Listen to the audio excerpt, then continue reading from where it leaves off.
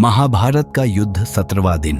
जब कर्ण का रथ जमीन में फंस गया, कर्ण अर्जुन की ओर देखकर बोला, कुंती नंदन, तुम बड़े धनुर्धर हो।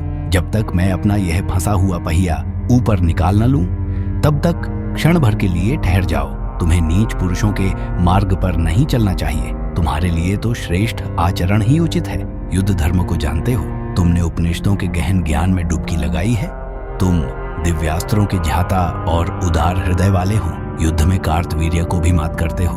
महाबाहो, जब तक मैं इस फंसे हुए चक्के को ऊपर उठा न लूं, तब तक रुक जाओ।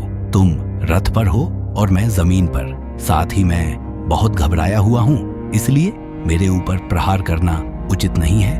कर्ण की बात सुनकर भगवान श्री कृष्ण ने उससे कहा, राधा नंदन, सौभाग्य की बात है कि इस समय तुम्हें धर्म की याद आ रही है। ऐसा देखने में आता है कि नीच मनुष्य विपत्ति में फंसने पर प्रारब्ध की ही निंदा करते हैं, अपने किए हुए कुकर्मों की नहीं। कर्ण, पांडवों के वनवास का 13वां वर्ष बीत जाने पर भी जब तुमने उनका राज्य नहीं लौटाने दिया, उस समय तुम्हारा धर्म कहाँ चला गया था?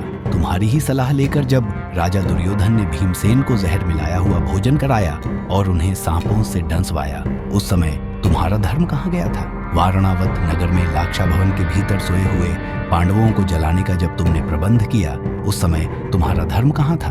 भरी सभा के अंदर दुशासन के वश में पड़ी हुई रजस्वला द्रौपदी को लक्ष्य करके जब तुमने उपहास किया, उस समय तुम्हारा धर्म कहाँ चला गया था? याद है ना, तुमने द्रौपदी से कहा था, कृष्ण, पांडव नष्ट हो गए, सदा के लिए नरक में पड़ गए, अब तू किसी दूसरे पति का वर्ण कर ले।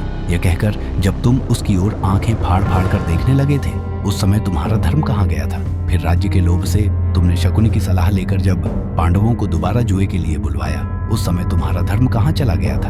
अभिमन्यु बालक था और अकेला भी, तो भी तुम अनेक महारथियों ने जब चारों ओर से घेर कर उसे मार डाला था, उस समय तुम्हारा धर्म कहाँ गया था?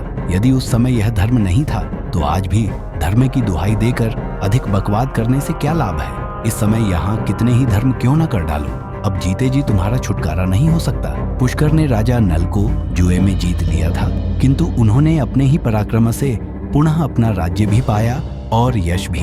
इसी तरह निर्लोभी पांडव भी अपनी भुजाओं के बल से शत्रुओं का संहार करके फिर अपना राज्य प्राप्त करेंगे तथा इन महापुरुषों के हाथ से ही धृतराष्ट्र के पुत्रों का नाश हो जाएगा।